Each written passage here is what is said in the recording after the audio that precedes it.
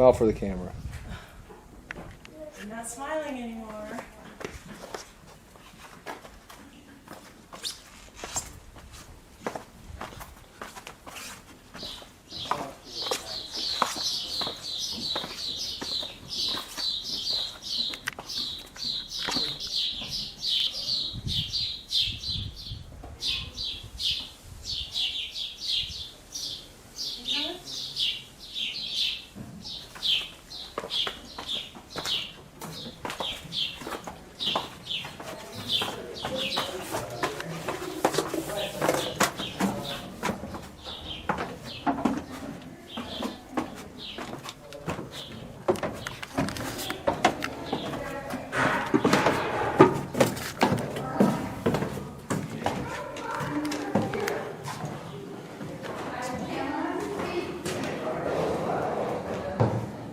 And this is where the water was.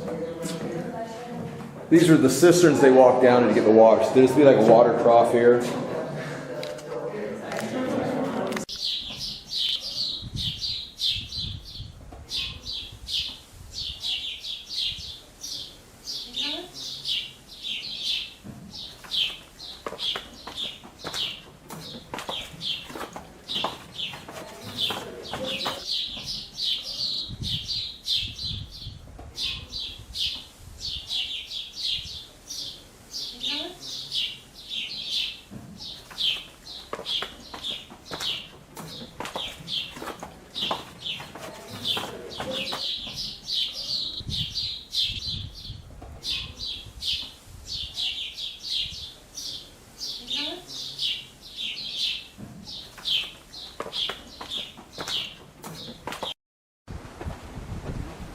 Looking east.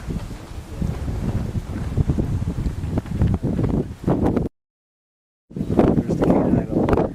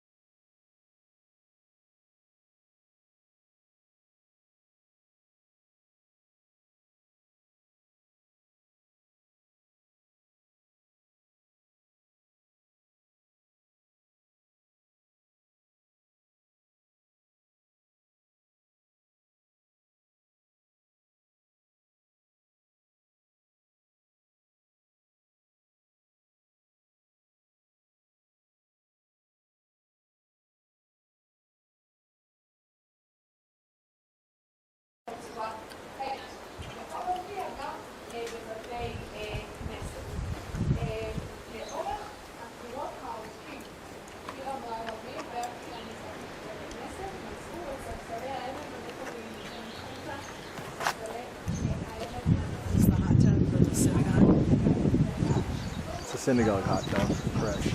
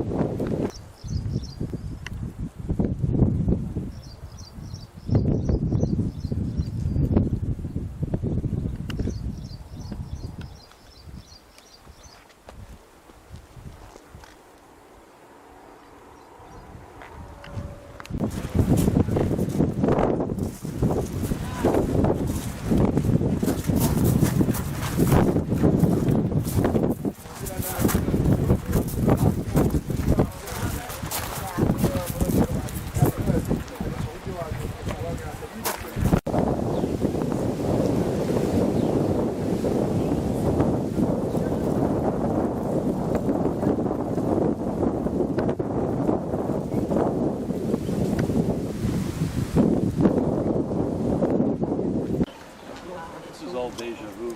Oh yeah, no, that's it. But Nothing it's- new to see here. We saw that in class. Hey, Carl. No, that'd be so rude.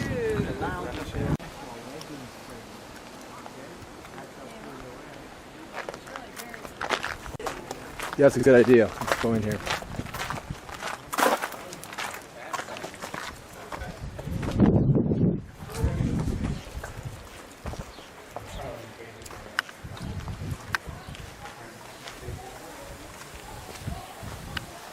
Is that housing also? I know it's this side.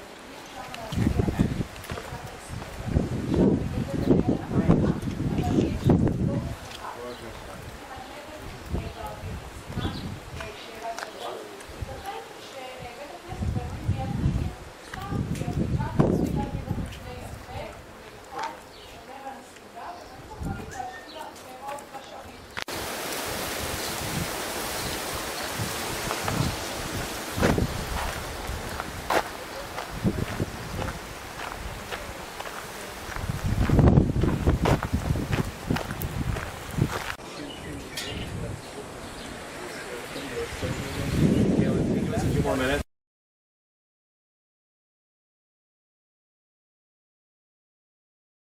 Oh. But you're encouraging that you're still here. Yeah, same to you.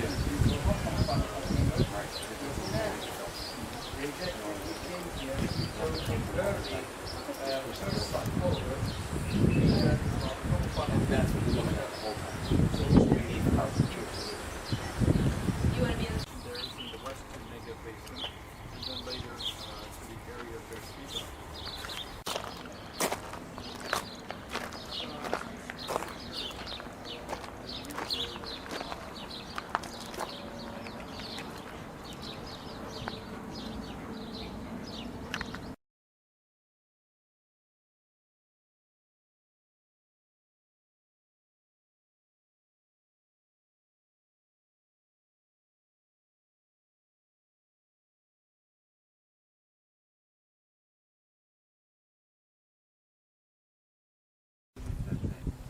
I forget, you'll probably see the exact dimension.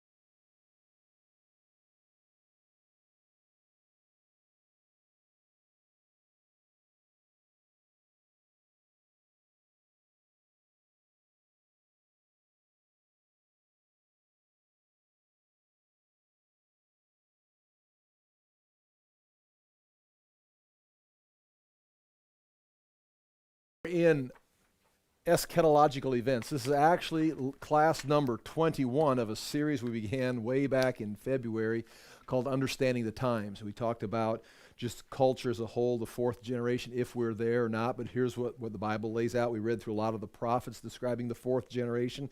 And then as we kind of wrapped that up, we moved into what will it look like somebody's culture, somebody's generation is going to bump into the eschatological events. Now, if we're there or not, and again, this is I've always the default with this.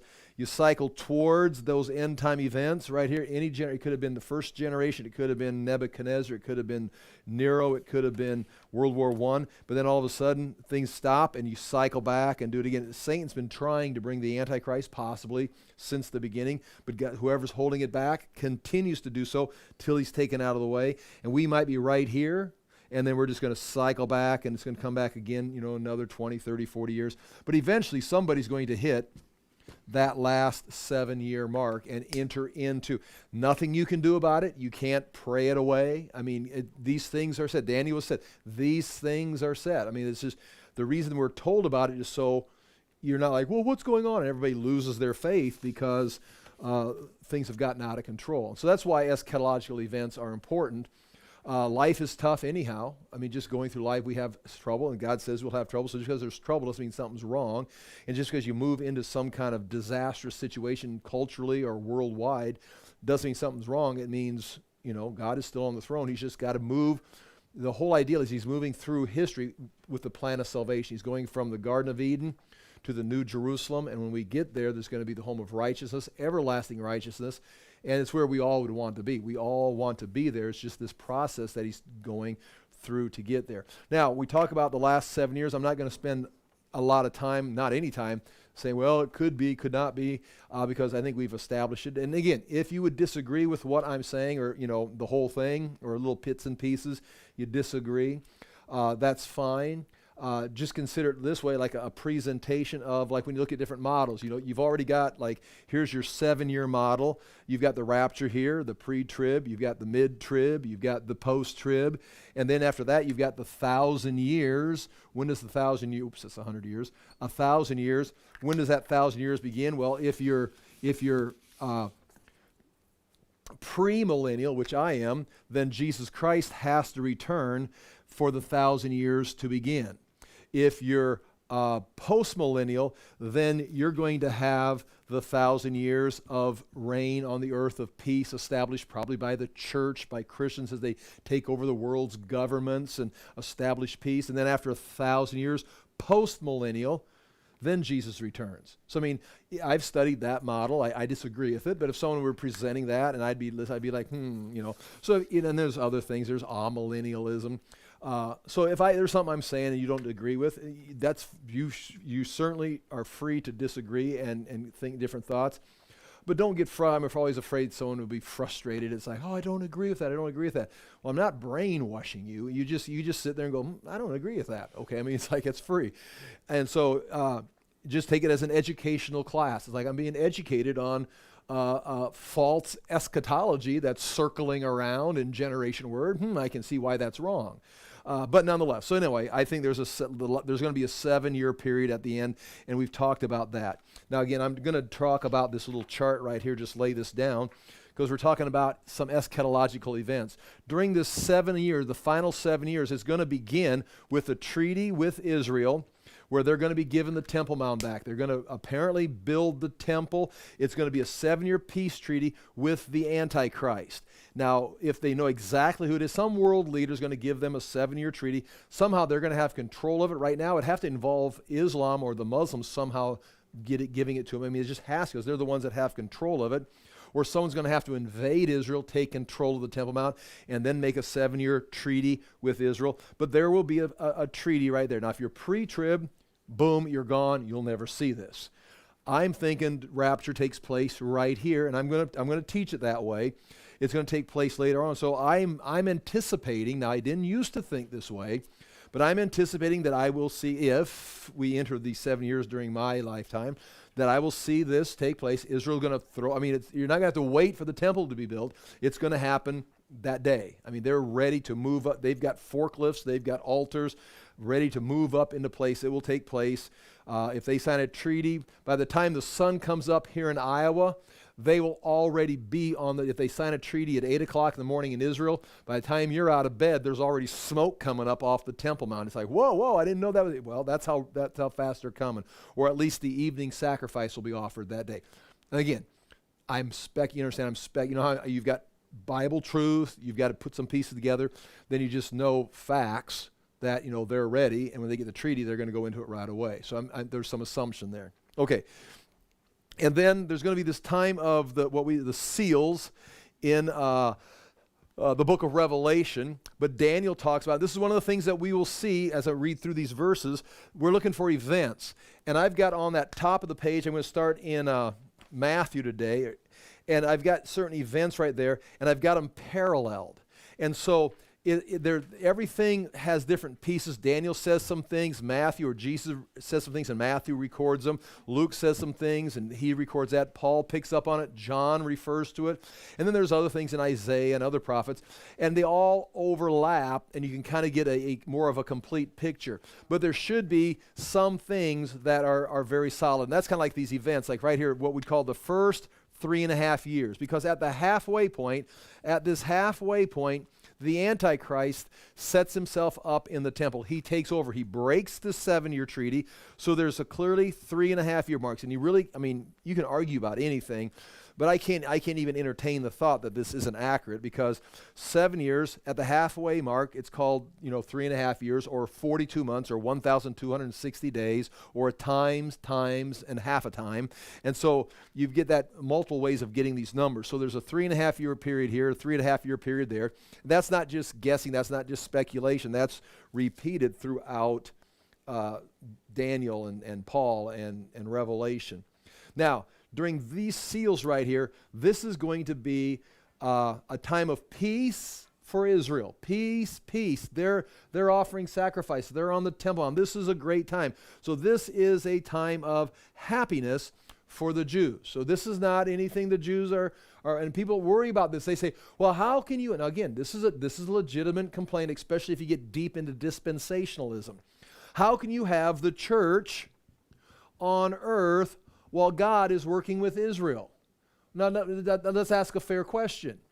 Is God working with Israel during this 3.5 year? Well, the Antichrist made a treaty with them. They're back on the Temple Mount.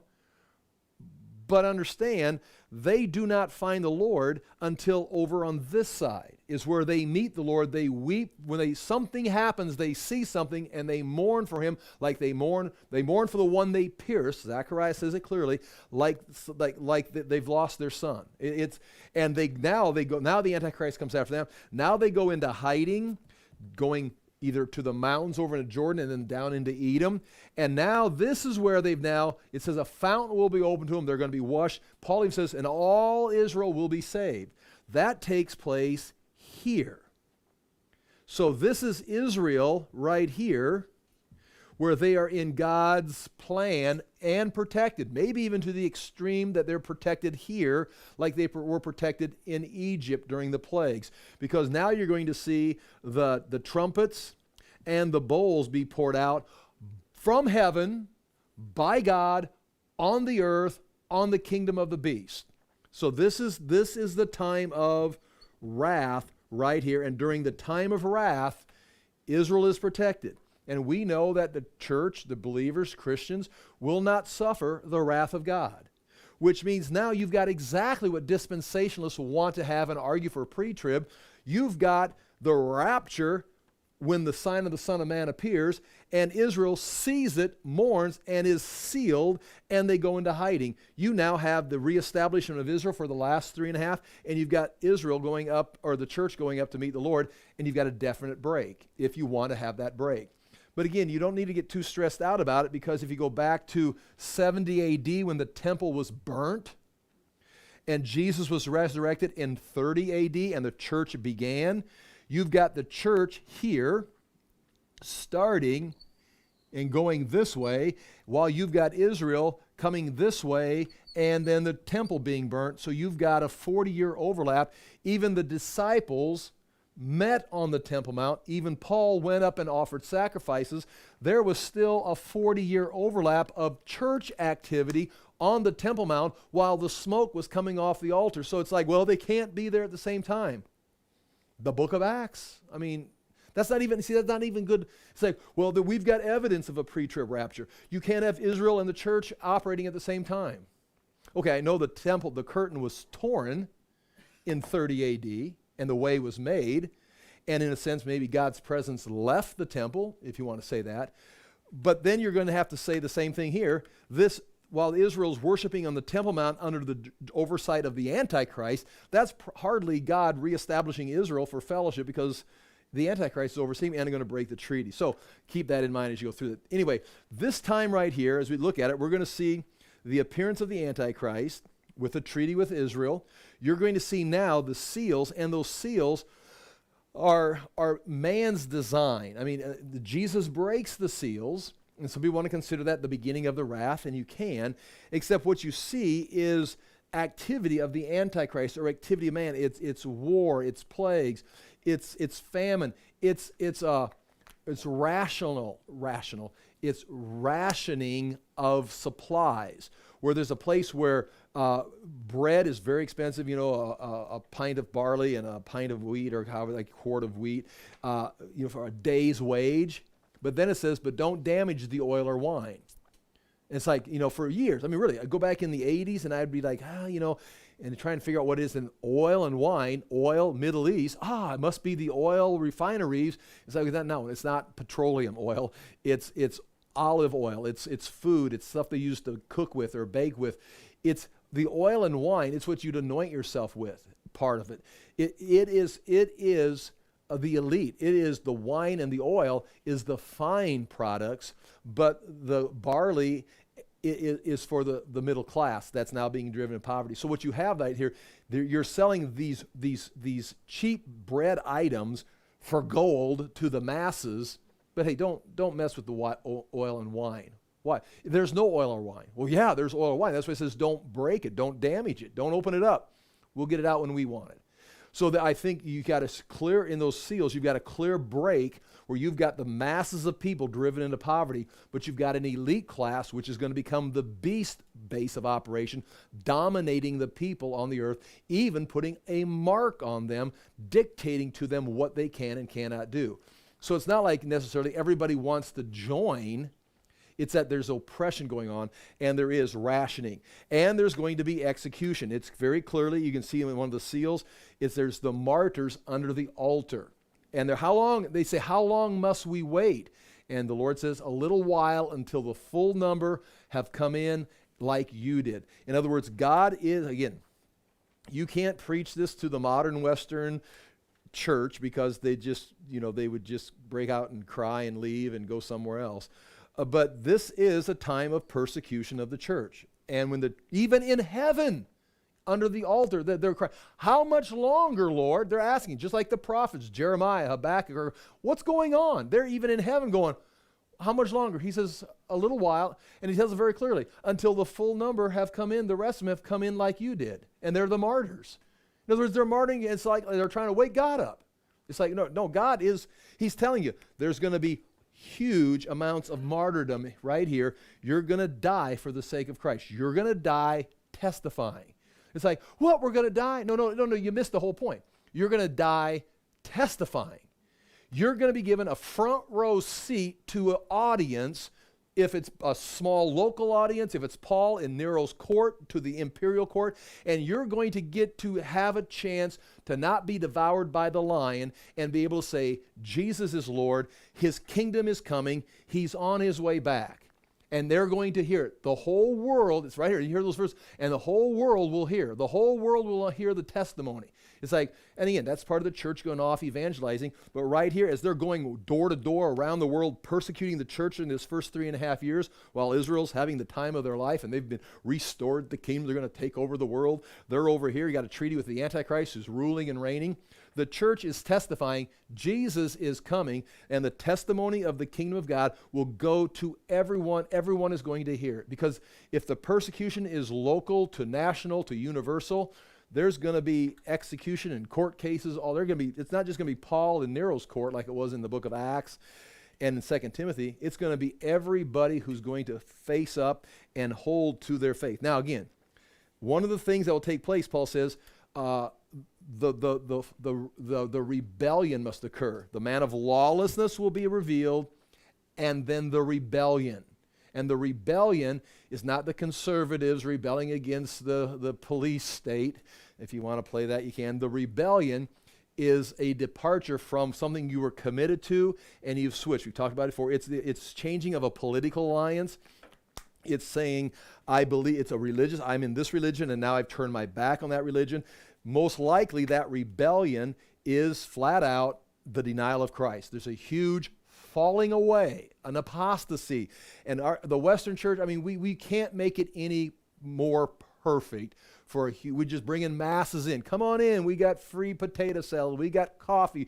You enjoyed the nightclub music? Well, come on in. We've got the same thing on stage this morning. It's like, we love this life. Well, now we're going to start killing people after the service. It's like, I'm not really committed to this church anymore. I'm going to go somewhere else. And there will be a huge falling away, I would believe. Again, you understand, there's things that the Bible says clearly, and then there's us trying to overlap it. Is what's happening in our time? And then it's me tying all the pieces together. And so you understand, me tying the pieces all together may be a waste of your time. Overlaying this culture right now, if it all passes and it's not another 200 years, well, we wasted our time. But we're doing the right thing because Jesus says, stay alert, keep watching, don't go to sleep. And the problem would be, I've got to be careful as I present these things and not become too dramatic and too speculative and too absolutely setting dates and stuff. That would be a mistake.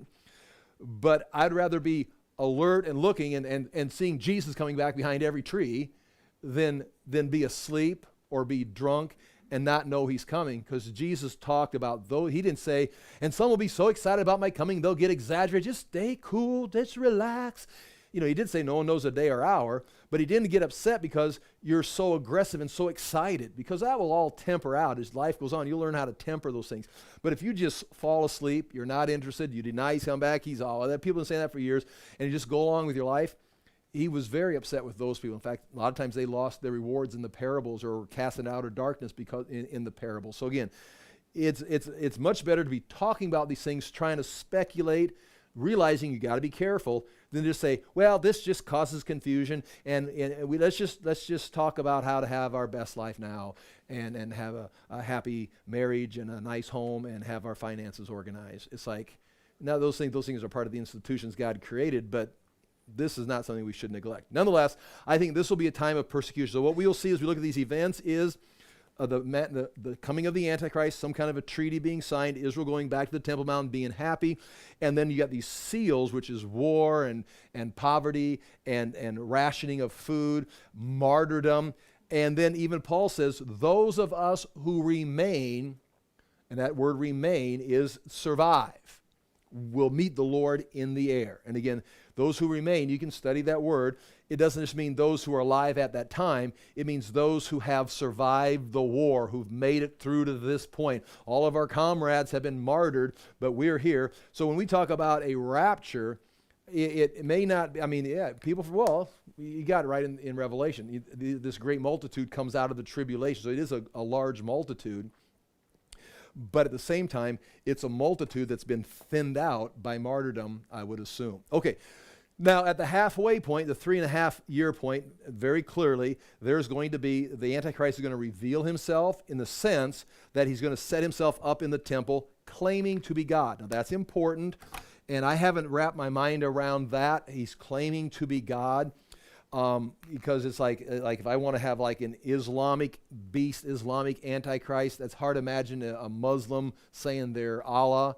That'll make sense. One thing what Daniel talked about is that the Antichrist will worship a God unknown to his fathers. And it's like, well, who could that be? Well, if you go back to Antiochus Epiphanes and that time, there were certain gods that the Romans had worshipped and the Babylonians, but the coming of the Greeks, there's a few new gods popped up. You can name it, some new gods, and the Antichrist would align himself with a god that had never become a national god before. That could be talking about Antiochus Epiphanes back in the Maccabean Revolt.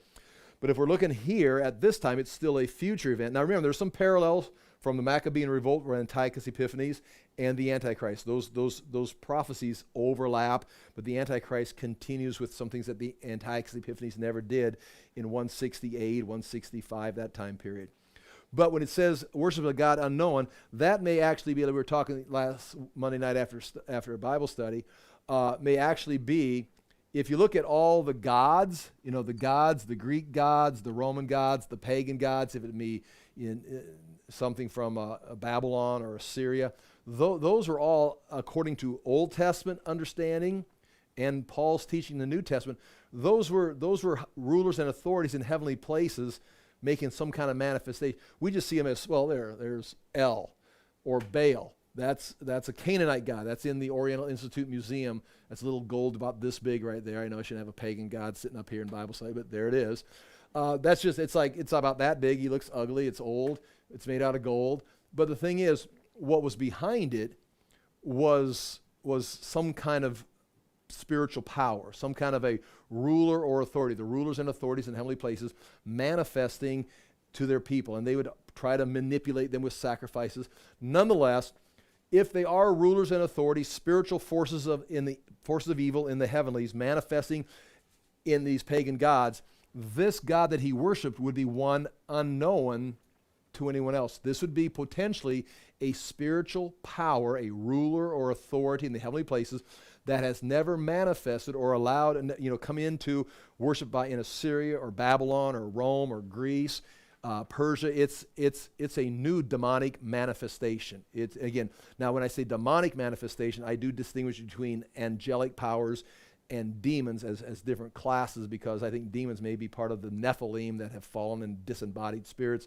But the rulers and authorities, this would be possibly a spiritual power manifesting in Antichrist at this time that he's getting his power from. It's also called the god of fortress, and so there's going to be a lot of war and military force, and that's that's now I don't want to say confusing, but you go up here, Babylon.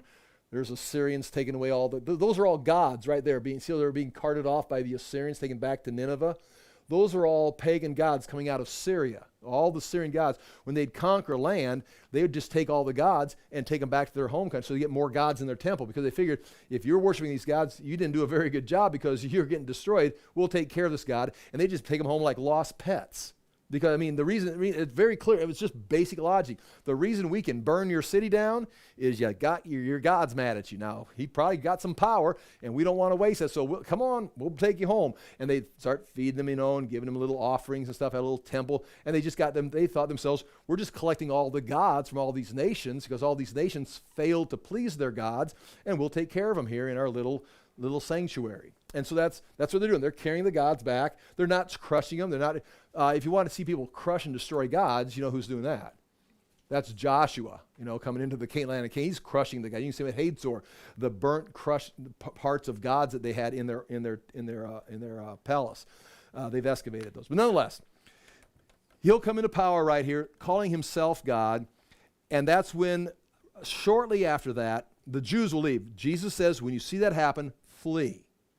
And so they'll take off. The Jews will run to the mountains and everything back. Now they're confused. Now understand, they're confused. They're going from happy, like everything's working out. We knew it was going to work out, because they're looking for a political leader. They're not looking for Jesus Christ to come back, the Son of God. They're looking for some power player to give them the Temple Mount. They are. That's their politics now.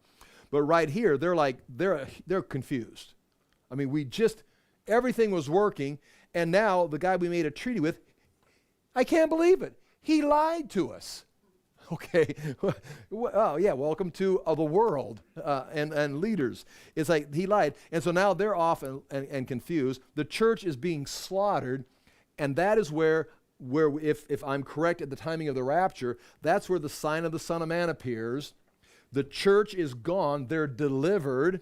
Israel sees their Messiah. Oh my gosh, it's not the president of the United States or this European leader here or some guy that's in charge of the Muslim community. It's actually the Son of God, just like the creator. And they're like, then they mourn for one that they pierced, like it says in Zechariah, and they go into hiding, and that's where 144,000 are sealed, and they're protected. They're going to go in hiding, and then they'll return and meet the Lord in Jerusalem. And at that time, now you got the worst days on the earth. It says no days like this have ever been since the days of the nations, which nations began after the flood. There's no worse days on earth than the flood of Noah. I mean, it was a really bad day. Well, it's not going to be worse. Oh, the fall of Jerusalem. Jerusalem was the worst day in history.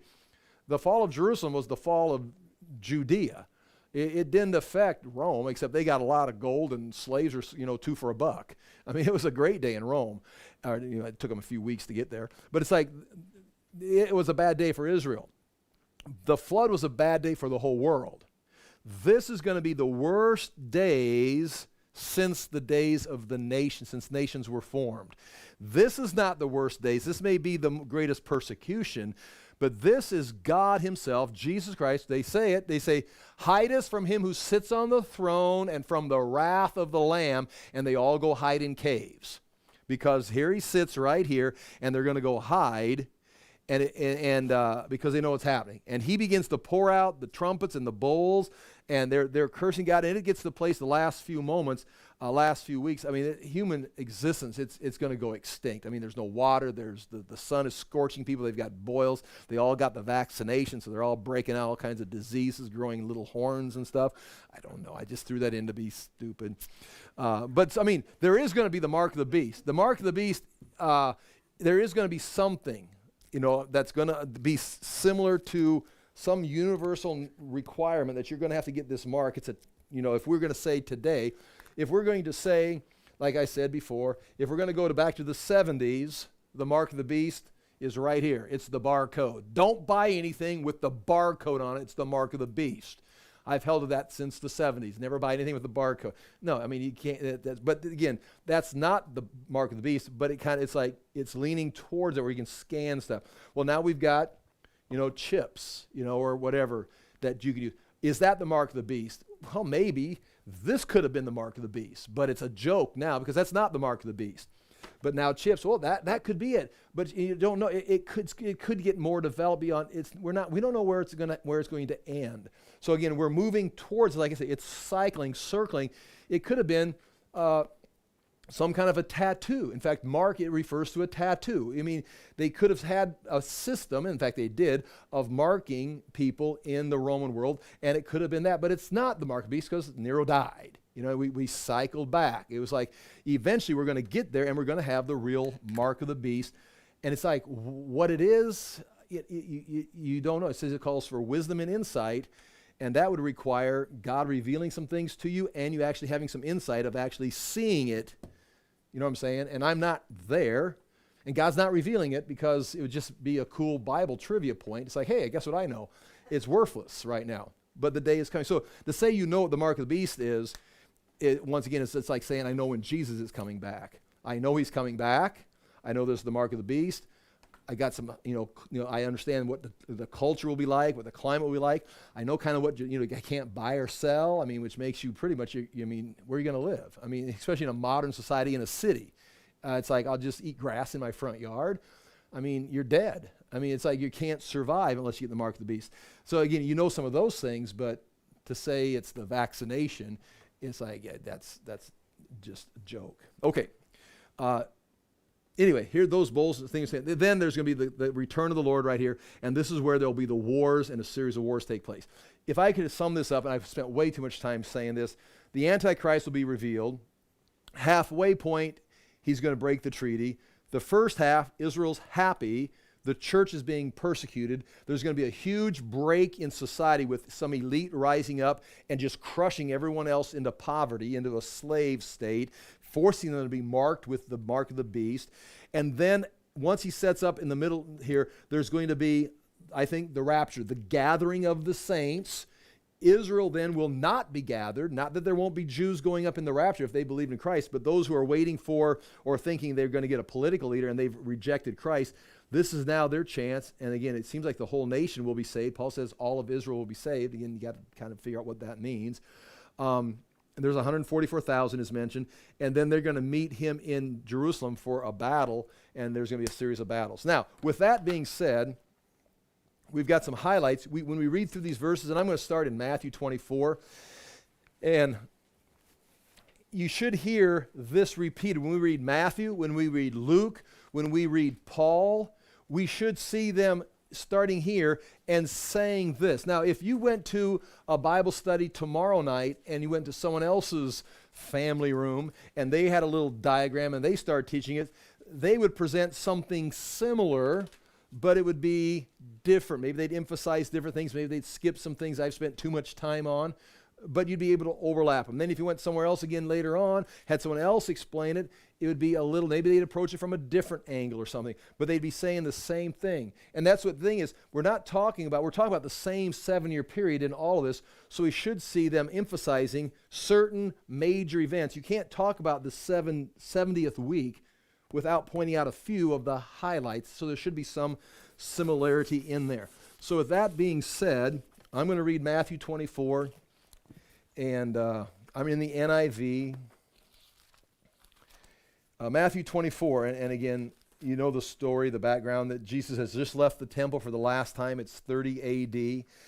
Jesus left the temple and was walking away when his disciples came to him to call attention to its buildings. Again, that's a great temple. Like again, I don't want to stop but the disciples have no clue what's about to happen. They have no clue. They don't know the crucifixion's coming. They don't know the fall of Jerusalem's coming. In fact, they probably think, in fact, we can prove, they think Jesus is just days away from taking over the kingdom of Israel and driving Rome out and establishing it. They think they're standing on the doorway the day before the eve of the kingdom of God. You understand what I mean? They think, here's the Messiah. He's clearly the Messiah. He doesn't say he's the Messiah. And now he's in Jerusalem, and they're here. The building's pretty nice. We got things pretty set up for you. And they're thinking, maybe tomorrow, maybe the next day. No one knows the day or hour, but it's probably this week sometime. He's going to just enter into his glory, and they're just going to come right along with him. In fact, they're even asking for position, even giving him applications. It's like, we don't want to be presumptuous, but we do know it's going to happen pretty soon. I'd like you to consider me for this position in your kingdom. In fact, they even brought their mom along as a character witness. It's like, yeah, I'd like both my sons in there. It's like, so they're ready. They're not like, you think these guys are like, these holy men with great insight. They're thinking about their position in the new kingdom. And so they're pointing out, and so, so give yourself some slack. Okay, give me some slack. It's like, I don't think Galyn knows what he's talking about. Well, neither did Peter right here, okay? So just, let's all kind of work on this. Okay. He says, they call his attention to the buildings. He says, do you see all these things? So yeah. I tell you the truth, not one stone here will be left upon another. Every one will be thrown down. And they're like, what, we're going to rebuild the whole thing? It's like, now he's talking about 40 years from he's talking about in 40 years, he's going to have this place plowed. It's like, now if they understood, it's like, so the kingdom's not coming next week. It ain't coming for at least 40 years because we got to tear this place down. Oh, so then it'll come after that. So once the temple got sorted out, now we can start talking about eschatology again. They don't know. So they didn't say anything about it because it's kind of a hot moment there. A lot of people, a lot of crowds. You don't want to start talking about not being vaccinated while you're at high V. So they're talking about the temple being torn down. Romans, it's like, so they wait until they get out on the side of the Mount of Olives by themselves. So as Jesus was sitting on the Mount of Olives, the disciples came to him privately. Tell us, they said, and then 3 questions. When will this happen? And that could be the destruction of the temple, maybe detailed more in Luke 21. Now, Luke's going to say the same thing, but it's going to be a little different. And what will be the sign of your coming? Meaning, okay, if this is going to get torn down, how will we know when you're coming? Well, how will we know if you're going to tear it down? Then when are you going to do this? And of the end of the age. So they've got his coming and the end of the age and the tearing down. So they got 3 events right there. So he's going to answer these questions. Luke is going to give some more details. Here it is. First of all, he's going to talk about that here. If you look on your chart right here, if you look right here, up here, I've got over on the left side, 165 BC or 70 AD. These are what they're talking about, the cultural historical events. Then the early signs, or the first 3.5 years of the tribulation. What's going to be like during the first 3.5 years of the tribulation? Then the Antichrist is revealed, and then there's going to be the persecution of the Jews or the church, and then the rapture, and then the actual return of Christ right there. And my microphone keeps falling off right here. Okay, so you can kind of follow along with that. So he says, watch out that no one deceives you, for many will come in my name claiming I am the Christ, and will deceive many. You will hear of wars and rumors of wars, but see to it that that you are not alarmed. Such things must happen, but the end is still to come. So right here, here's your signs that you're not in the end times. There's going to be people trying to deceive you. Many are going to come and say they're Christ or they're the Messiah. Many people will be deceived and follow false Christ and Messiah. And they did that during the first century. They've been doing it all along. You'll hear of wars and rumors of wars. There's a war. Right. That's history. There's going to be deception in history, just general history. Anywhere in history, drop yourself anywhere in a time machine, drop into history. There's people deceiving, people manipulating others, people saying there's some kind of God manifestation, God's leader, and there's going to be wars and rumors of political problems with nations. This must be the end times. No, this is history. This is nothing to see here, folks. It's just your newspaper. Do not be alarmed. Such things must happen, but the end is still to come. Right? I mean, you can't see anywhere. That is not the end.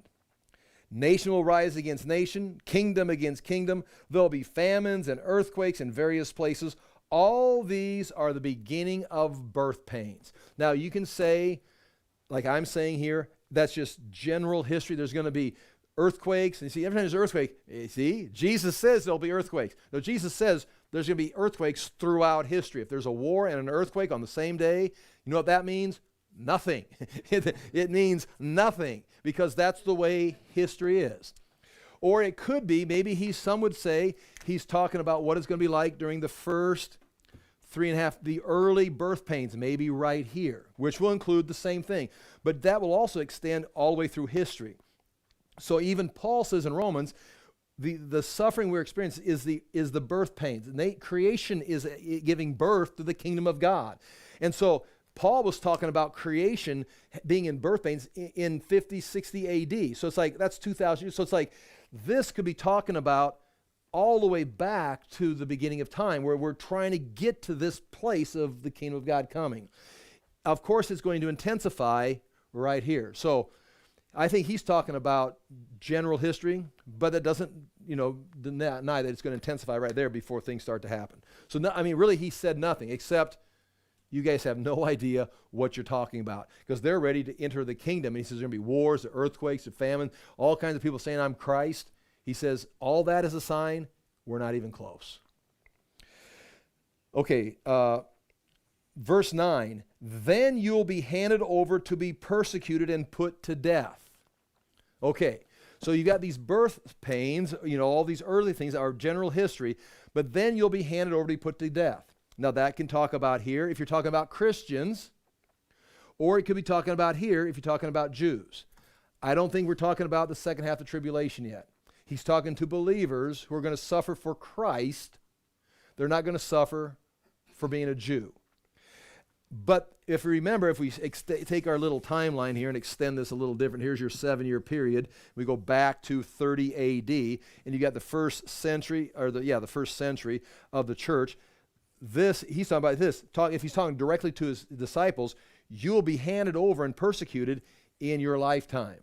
So again, there's going to be Christian persecution here, but these men are going to be persecuted, and that persecution is going to extend all the way through church history. It's going to intensify here, and they're going to experience it here. So keep that in mind. Be careful how you read it. Then you'll be handed over to be persecuted and put to death, and you'll be hated by all nations because of me.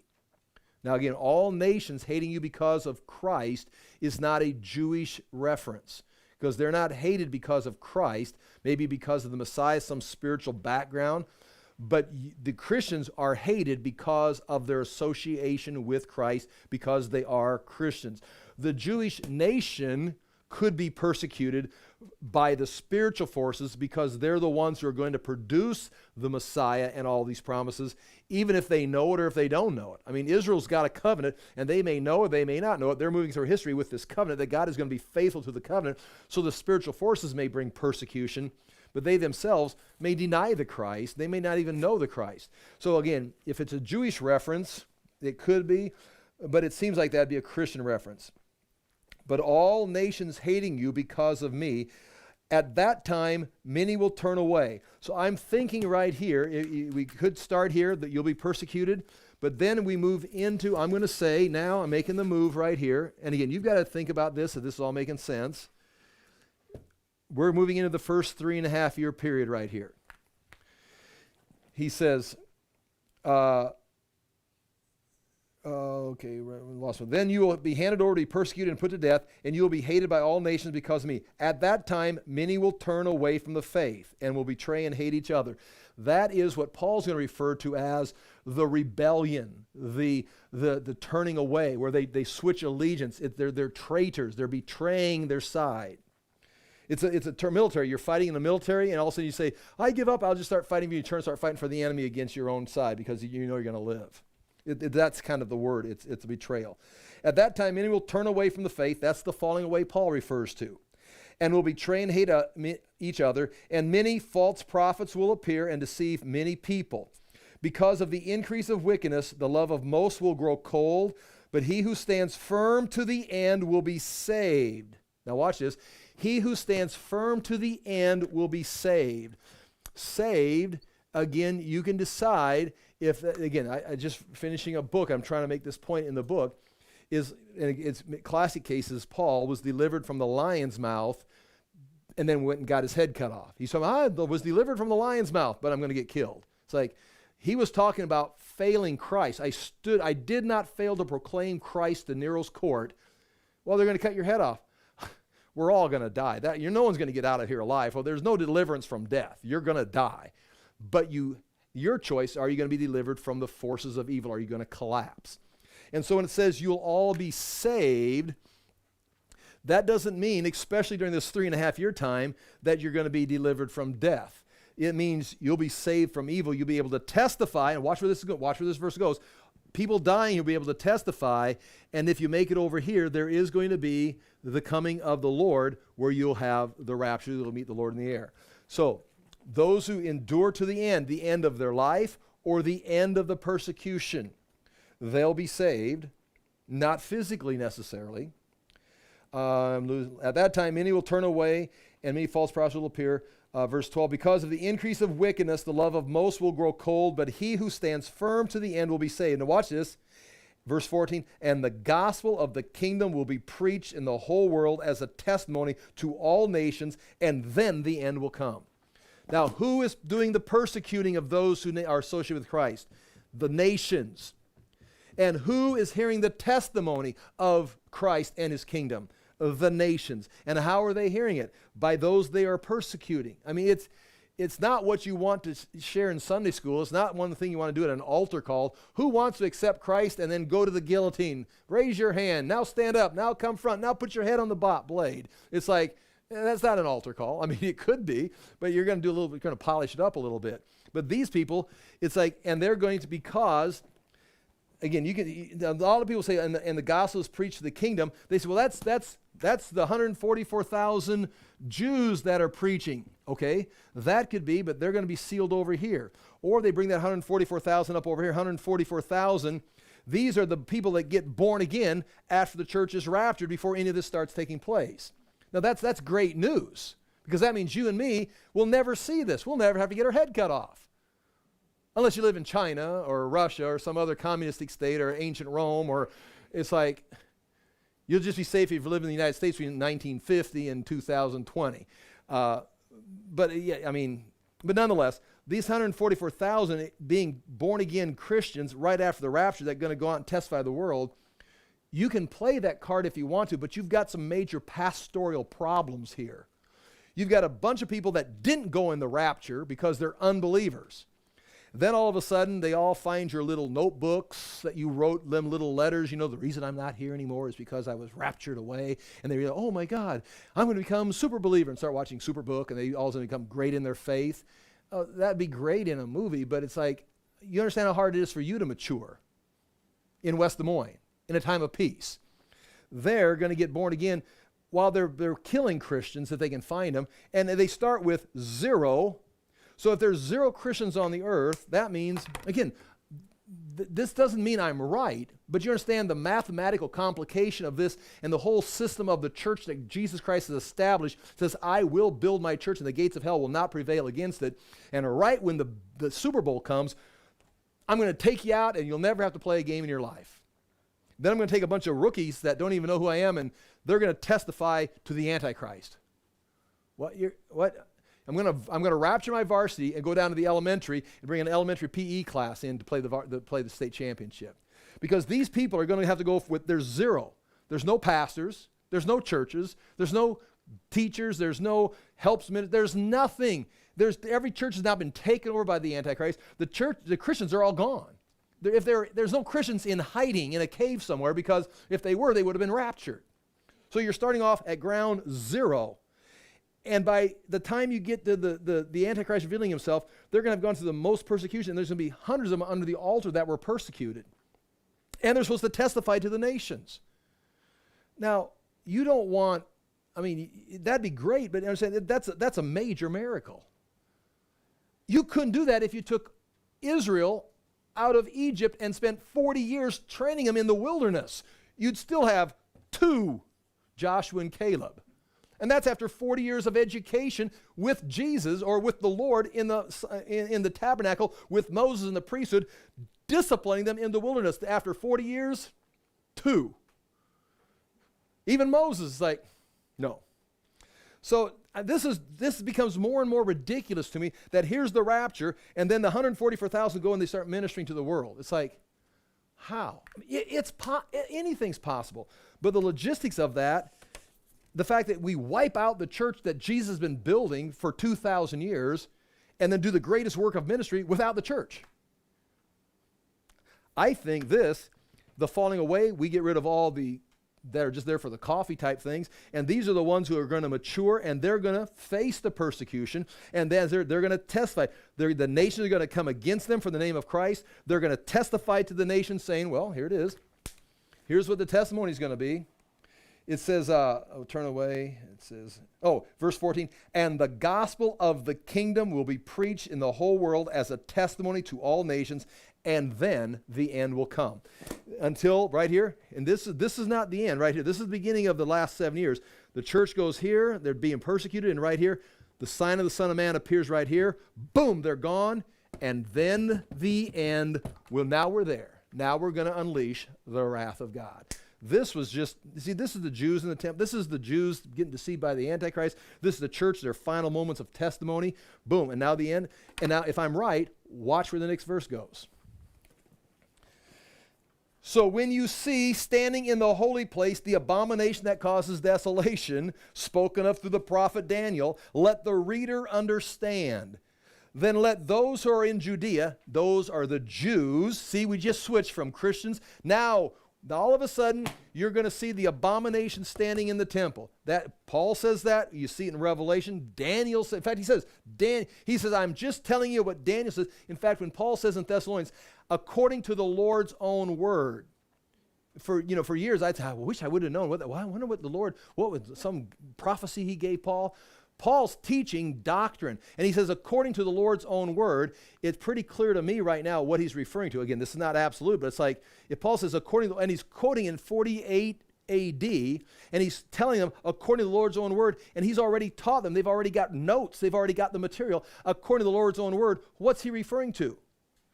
Matthew 24, where the Lord just taught now the Lord just teaches eschatology, but over here Paul's going to get a little whisper in his ear. It's like Paul is a rabbi. He's used to reading documents, and he's got Matthew's document. He's read it, he's taught it, and he tells them, according to the Lord's own word.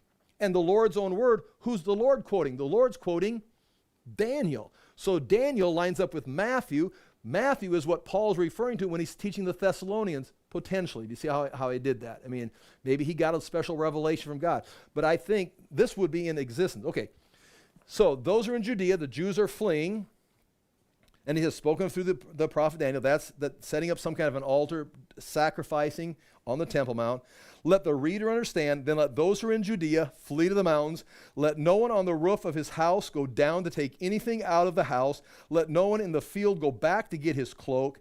How dreadful it will be in those days for pregnant women and nursing mothers. Now here's where you can pray. Interestingly, you can't pray that this doesn't happen, but he does say you can pray that your flight will not take place in winter or on the Sabbath, which is just, you just have to take that information and put it on the shelf and say, this is determined to happen. But Jesus says the best thing you can do is pray that it's not winter where you're going to freeze. It'd be nice if it was on a cool spring day and on a Sabbath. A Sabbath is going to make things very complicated for the Jews. So it'd be best if it happened like on a Monday in the spring. Now, you can pray about that. It's like, so this is set. You can't avoid this. But there is some flexibility. I mean, it's just I'm not saying here. So that what that means is, I'm just telling you, it's not a conflict. It's just this is set. But within that set, and is Jesus' words just vain, empty words? I think he's saying, if you want to, it's like, this sounds terrible. You should probably pray that it's a nice weather, and that's not a Sabbath. So we can work with that. I can't get you out of this, but I can give you a nice day. Let no one on the roof of his house go down to get anything or out of the house. Let no one on the field go to get his cloak. How dreadful it will be. Verse 20, pray that your flight will not take place in the winter or on the Sabbath. For then there will be great distress. Right here, see, right here. This was great distress for the church. But right here, this is going to be great distress. I lost my place again. Okay, yeah, there. For then there'll be a time of great distress, unequaled from the beginning of the world until now, and never to be equaled again. Now here it says the world. We saw earlier in Daniel, it says the beginning of the nations. But here he says, Jesus clarified, beginning of the world. Because maybe it'd be better just drown in the flood of Noah than to live through, because they're going to seek death. They're going to seek death, according to Revelation, and not be able to find it. You know why? They got the vaccination. No. I know, that's not right. But it's just funny. Okay. If those days, until now, and never to be equaled again. So again, this is talking about, this is the wrath of God. The trumpets, the bowls, this is the wrath of God being poured out. He's destroying the planet. And then he goes on and says, if those days had not been shortened or terminated, no one would survive. Now, when it says shortened or terminated, it means maybe there's a place he's going to cut it short, or maybe he's got a point where he's going to come down here and end it after 7 years. After 1,260 days, he's going to come down. Because he says if they were allowed to continue, and again, this is Revelation makes it very clear. If you let this go right here, you have 1,260 days, and Jesus doesn't come back by 1,275 days or something, there's nobody left. You're all dead. You haven't had water for 2 months. The sun is scorching. You just got dead bodies just cooking in the baked earth. So if Jesus doesn't come back right here and stop this, he says right here, there would be no one left. He says, I'm going to make it so bad. For then there'll be great distress, unequaled from the beginning of the world until now, and never to be equal again. If those days had not been cut short or terminated or cut off, no one would survive. But for the sake of the elect, those days will be shortened. At that time, if anyone says to you, look, here's the Christ, or there he is, do not believe it. For false Christs and false prophets will appear and perform great signs and miracles to deceive even the elect, if that were possible. And that may tie into the great sign. God is going to send a great delusion. That may be the great delusion right there. They're performing things that this must be God. So there's going to be a time of false prophets. If this is the time right here, and there's false prophets trying to deceive people. But he's going to say right here, and this is important to understand how this, because this sets it up. This sets it all up. He says, so if anyone tells you, there he is in the desert, that Christ is in the desert, and this is not important to us right now, but it's going to be something that you can sink your teeth into in this time.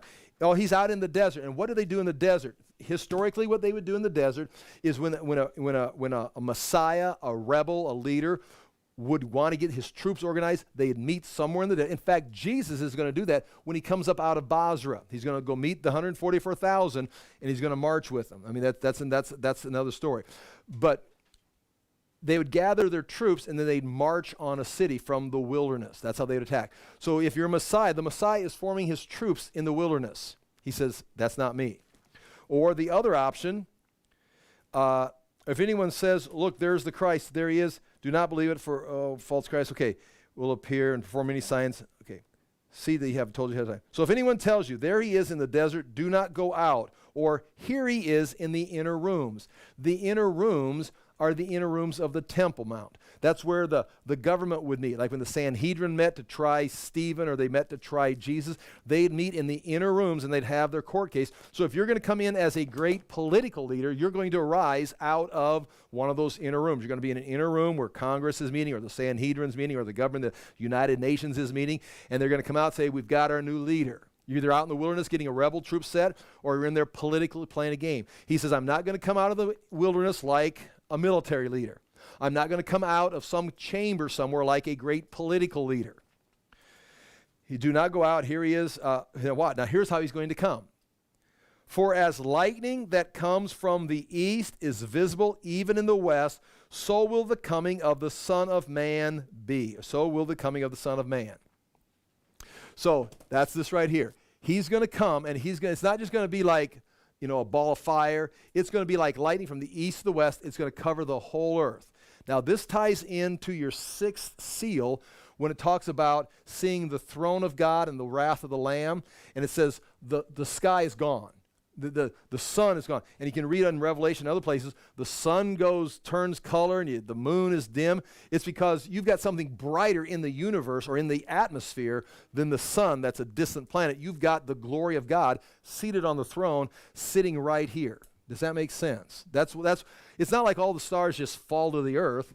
It looks like they do, because at night you can't. In fact, there may not even be night. It's just like the glory of, he doesn't like, it's time to go to bed, and shuts the light off. The glory of God is here.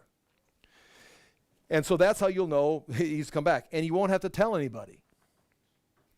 And in the sixth seal, that's when the nations say, hide us from him who sits on the throne and from the wrath of the Lamb. Now watch what they say here. For as lightning comes from the east and is visible even in the west, so will it be at the coming of the Son of Man. Wherever there is a carcass, there the vultures gather. In other words, that's how easy it is. How do you find the dead carcass?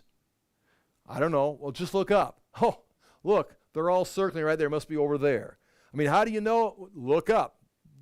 There's the vultures. There's the dead body. Now, again, it's like people try to make sense of this, and maybe you should.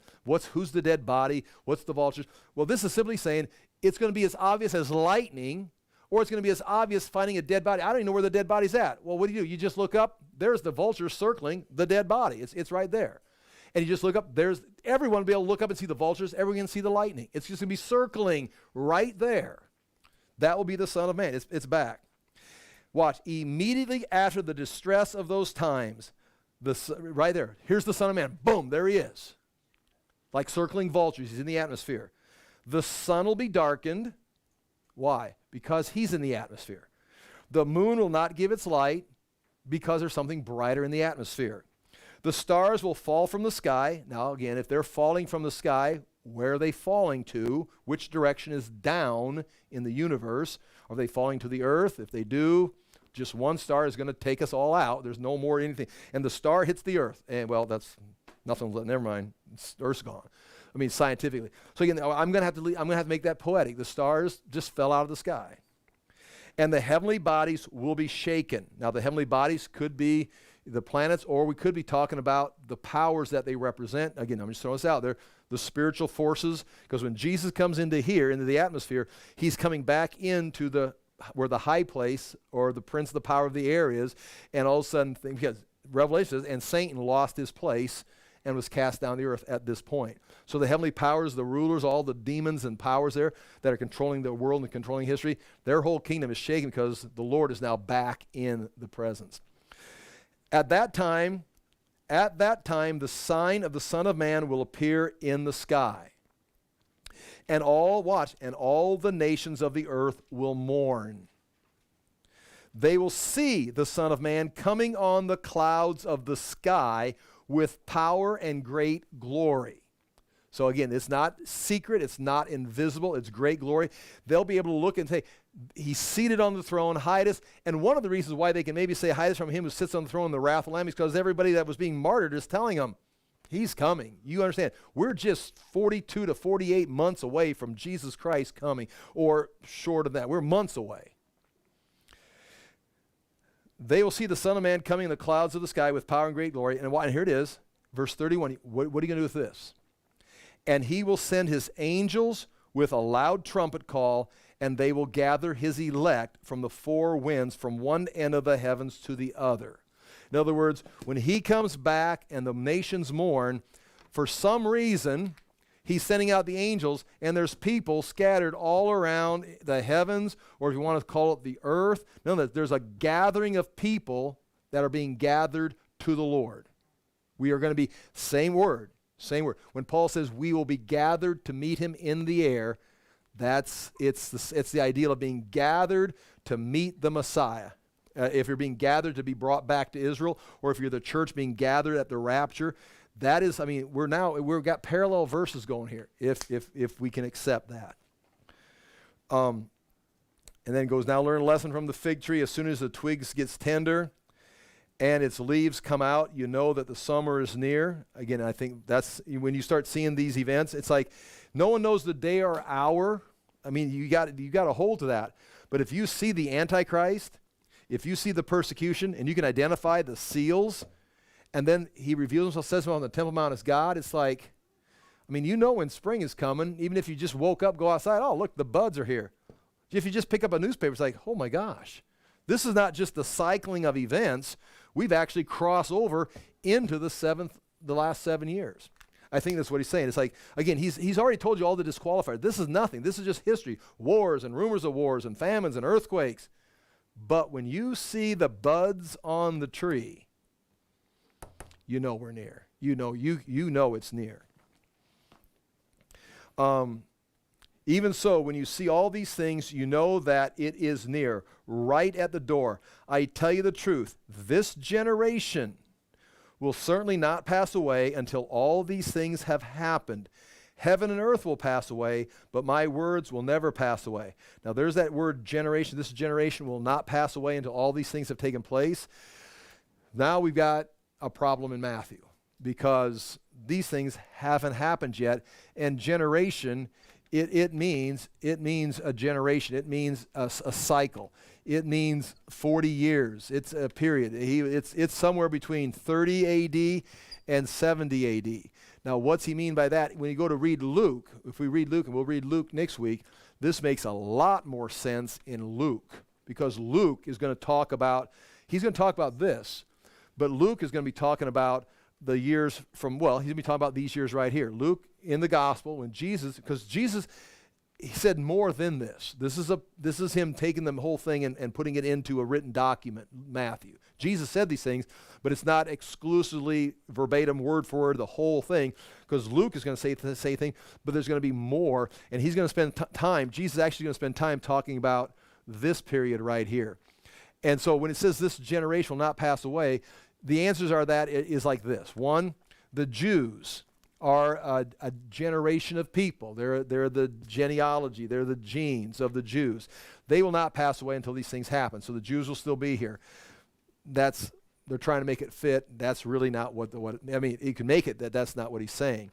Or 1948, when you start seeing the Jews come back in the land in 1948. And that's why 40 plus 1948 is 1988. So that's why everybody read the book in 1988, why Jesus is coming back in 1988. 40 reasons why.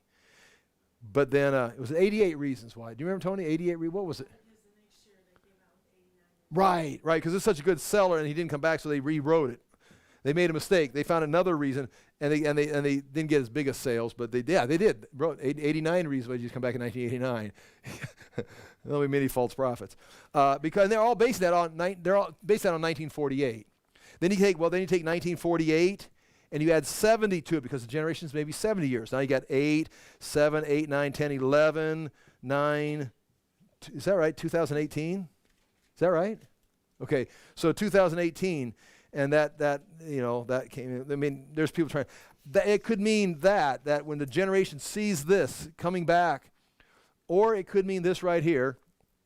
You just got to talk about the buds. When you start seeing these buds right here, it's close. It's right around the corner. If you see these things, you're not gonna pass away. You're gonna see the end. Your generation is seeing the end of those things. So it could be a 40-year generation, and that's going to apply to Luke very clearly. Could be the Jews. I don't think so. People have tried 1948 long enough where we've proven that's not going to work. But I think it goes back to this. When you see this start taking place, so this is kind of, we talk about tonight, we talk about events. The events that we saw are just some of these things right here, and we're going to overlap them. Again, we're going to do Luke next week and keep going. I'll pray, and if you've got any questions or something, which I'm sure you don't, or any corrections or something, we can certainly spend some time. I'll pray, and you're free to go. Father, do thank you for the truth. We thank you for your word that we can look into these things. We do ask that we would handle them carefully. We do ask that we'd find them as a source of encouragement and not fear or scare tactics, but Father, a source of preparing our souls so we'd be able to stand firm and do the very thing you've called us to do, and that is testify to you and of your coming kingdom. We ask that we'd live in a way that does the same thing, that testifies to your glory and your honor as we make decisions, as we speak, as we live our lives. But Father, especially when you get a chance to face persecution, we ask that we'd be delivered again from the fears of failing, the fears of the lion, and be able to stand firm and testify to you. In Jesus' name we pray. Amen. Thank you for your time.